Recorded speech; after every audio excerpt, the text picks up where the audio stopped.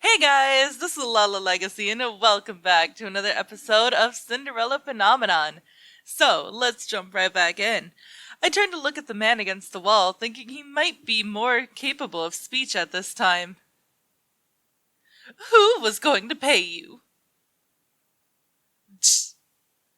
I'd answer her. I watch as Fritz presses his sword against the man's neck, enough to draw a gasp out of him. It was a witch! A witch? Waltz insisted the witch we met was good, but this is just further proof that witches will always be inherently wicked.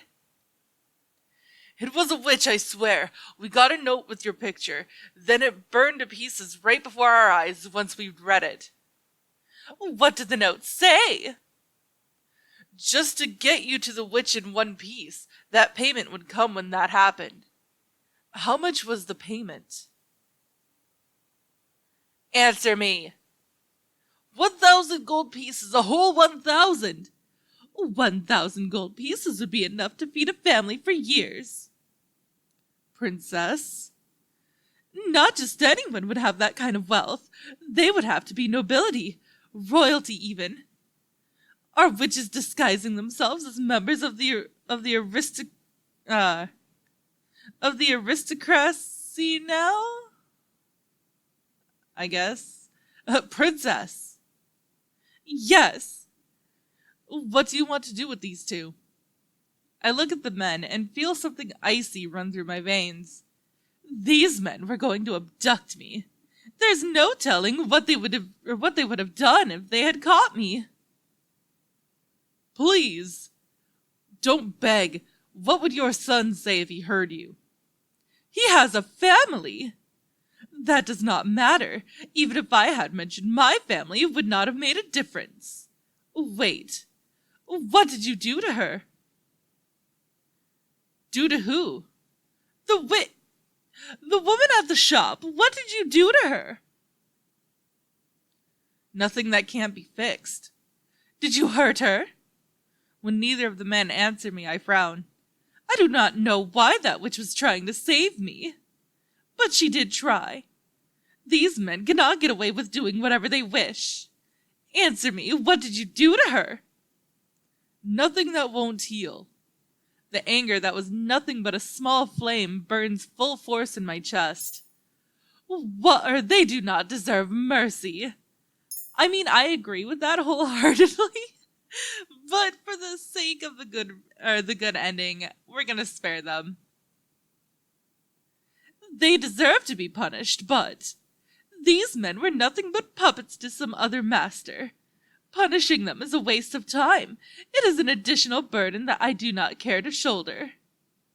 Princess, promise not to come after me ever again. Swear it. I swear on my life you'll never see me again. I swear it as well. Let them go.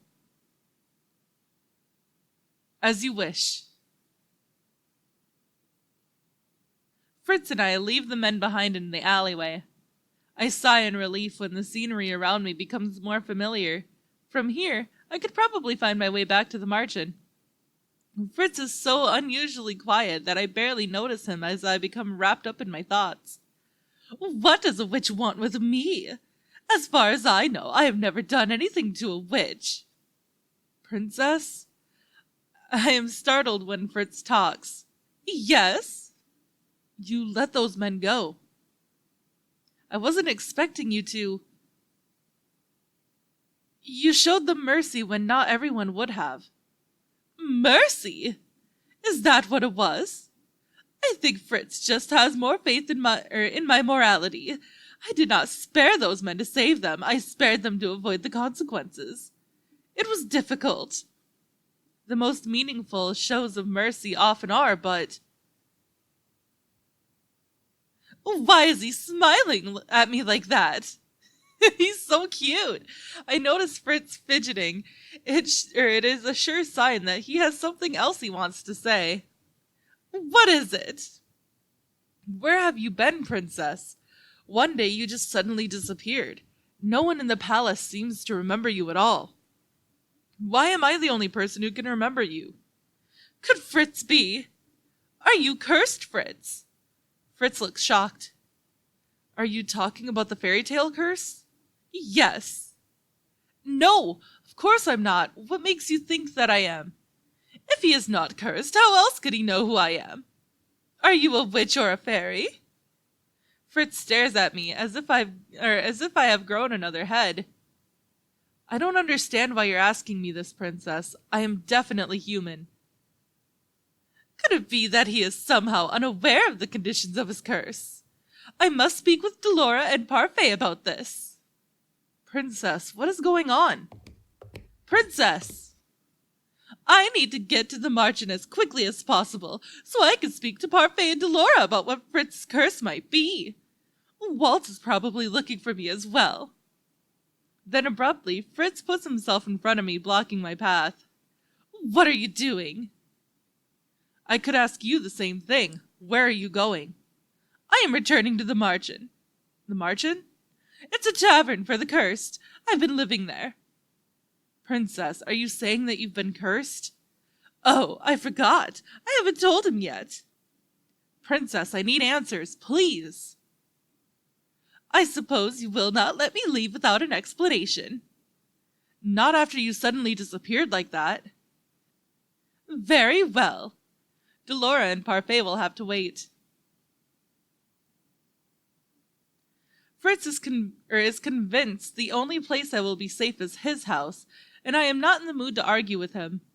I look around the modest living room.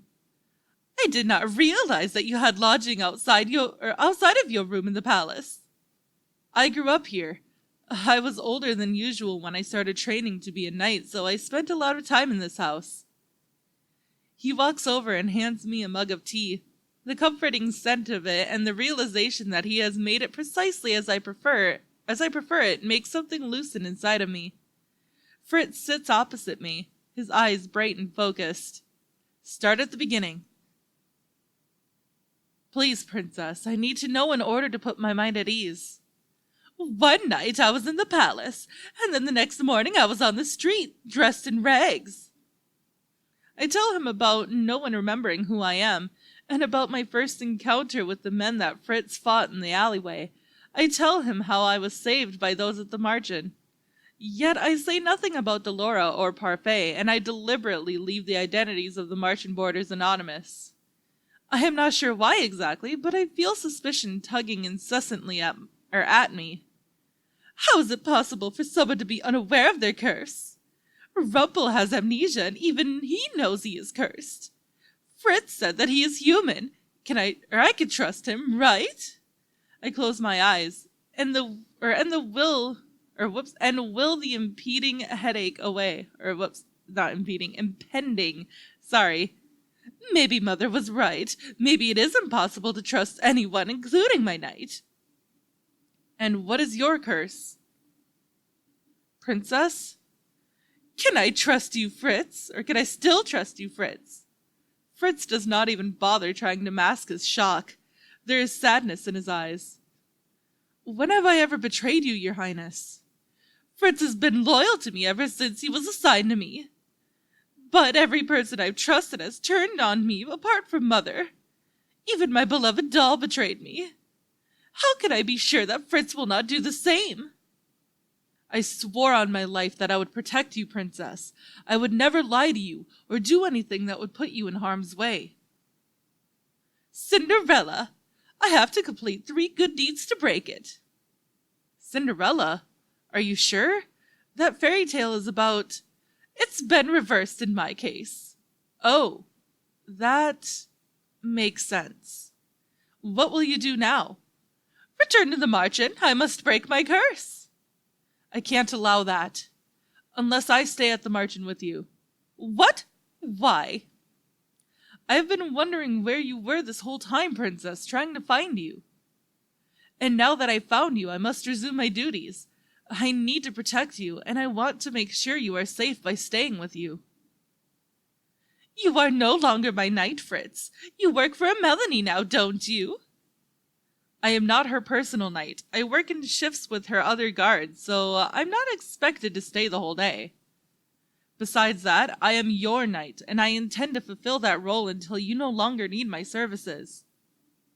I failed to protect you from being cursed. Let me protect you this time, Princess. Fritz is very capable. No doubt he will be able to protect me better than anyone else at the margin. And who knows how many people have received the witch's note? The witch wouldn't even need to enter the margin herself, so long as she has others there to capture me. No matter where I am not safe, especially when I have no idea who I can trust. Well, you're always like that, though. Stay here. Stay with me. I'll be able to be with you. I can keep you safe. It won't be for long, just until I can get you back into the palace where you belong. And how will you do that? Nobody apart from the cursed, the witches, and the fairies remember that I am the crown princess. I still remember you. You must be cursed as well, Fritz. There is no other explanation. I would think I'd remember if I'd been cursed, Princess. I would be inclined to agree. Even Rumpel, who'd forgotten everything else, remembered that he'd been cursed. But then, what could Fritz's fairy tale be?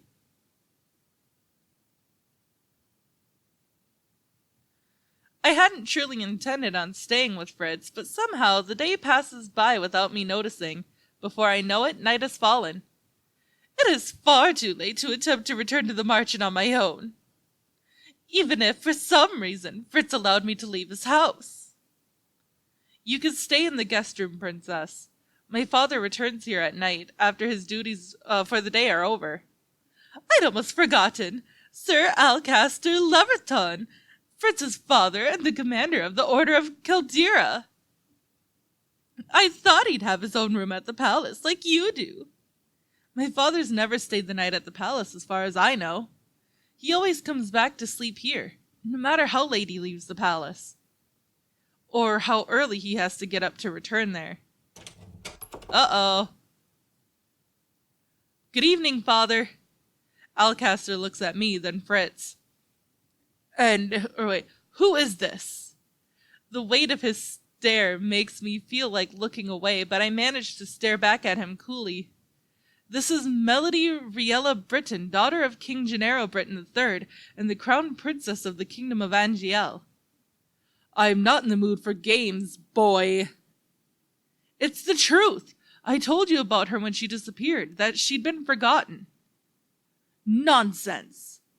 She's been forgotten because of the fairy tale curse. Sir Alcaster's eyes are cold and calculating. I do not like the way he's looking at me. What is your fairy tale? I do not want to tell him. Sir Alcaster's gaze grows colder as his question is met by a long stretch of silence. I only relent when I see Fritz about to answer for me. Cinderella! I trust you will break your curse, Princess. Sir Alcaster says nothing more, and I am surprised when he simply walks away, into a bedroom and away from us. The door closes behind him, and Fritz and I are left alone. It'll make things easier if he believes us. I saw the look in his eyes. I doubt he believes us. That would be too simple. Sleep does not come easily, even though this bed is significantly more comfortable than the bed at the margin. What could Fritz's curse be? I sit up in bed when I hear footsteps outside. I stare at the clock. It is almost 2 a.m. You are late. My apologies. That is Sir Alcaster's voice, but I do not recognize the other one. Come, we have much to discuss. The sound of their footsteps slowly fade, and silence descends once more. I suppose being the commander of the Order of Caldera means that he is always busy, but working at this time? Soon enough, my exhaustion coaxes me back into slumber. I close my eyes and let my desire to sleep win over my curiosity. This is dangerous, though. It's true. She definitely takes after you-know-who. I heard that rather than speak to people, she only ever speaks to her dolls. I can't believe that, or I can believe that. She seems a little weird in the head. She is so strange. I can't believe she's going to be queen one day. Oh, good morning, Your Highness. Please excuse us. Rude. Despite my exhaustion, my sleep is brief, with all the thoughts whirling through my head, or through my mind. When I feel it is late enough, I finally step out of bed and make my way toward the living room. Sir Alcaster and Fritz are both there, but they fall silent at my entry. Sir Alcaster! Princess? Are you leaving for the palace? Yes. Will you be able to get the princess back into the palace? I will inform Mithros of the situation. Sir Mithros? But, Father, Sir Mithros won't. Mithros will work as quickly as possible to resolve this. In the meantime, she will be safe here, won't she? I am standing close enough to Fritz that I notice his body posture stiffen. I see the way he clenches his hands into fists and the way he squares his shoulders. Of course she is. I am her knight. Then there is no problem. You and Sir Alcaster do not seem very close. Fritz sighs. He looks somewhat flushed, though it doesn't seem to be out of any embarrassment. Princess, should I have not said anything? Let's press the issue. I noticed the way he spoke to you, and in the palace I never saw the two of you together. I didn't think you would notice. Why? You are my knight. I spend a lot of time with you, so of course I am aware of how others treat you. I also know what it is like to be distant from your own family. If you do not wish to speak of such matters, you do not need to. Thank you, Princess. Fritz clears his throat before he turns to me, his smile so bright it seems to light up his face. Would you like to get breakfast? I happen to know where the best baker in all of Angiel sells her croissants. The thought of croissants makes my mouth water. I am at the door in seconds. What are you standing around for? I am hungry. We leave at once, then. Aww. I don't trust this, but The shortest route to the bakery from Fritz's house leads us past the palace gates. Princess, I'm sorry, I didn't mean to. Fritz's voice fades into the background when I notice the royal family eating their breakfast outside. Melanie sits underneath the shade of a cherry blossom tree, reading aloud from some book in her hands. Rod is smiling as he pours tea for all of them, and Ophelia is looking on with clear love in her eyes for the family that surrounds her. The king laughs at something Melanie is saying. He looks happier than I have ever seen him before. They truly are happier now that I do not exist with them. Father has never once looked at me the way he is looking at them. They can't miss what they don't remember. I'm sorry for bringing you here. I should have known it would be difficult. How could you have known? You're my charge. It's my job to know. Exactly how much does he know about me? I realize we have been walking as Fritz talked. The palace gates are well behind us, and the royal family is thankfully out of earshot. Here we are. The variety of breads and pastries in the window of the bakery make my heart skip a beat. It has been a long time since I have seen such delicious-looking pastries. Pick anything you want, Princess. Anything? Whatever you want. I know how much you like your pastries. Maybe I'll finally see you smile. What? Also, I don't know if you guys can hear that, but I hear a tornado siren. Oh boy. Anyways, go on in, Princess. I'll be right behind you. Fritz and I return to his home and eat our pastries. They truly are the best croissants I've ever had. As we come to the end of breakfast, Fritz turns to me, a hesitant expression on his face. Princess? Yes? I hate to say this, but I'm expected at the palace today. I'm afraid I have to ask you to stay here on your own. But the people at the margin! I was planning on returning today to explain why I haven't been back. But it's not safe for you outside. I understand, but there are people I must see. I will not stay here for much longer. Can I really not change your mind about staying there? Or staying here?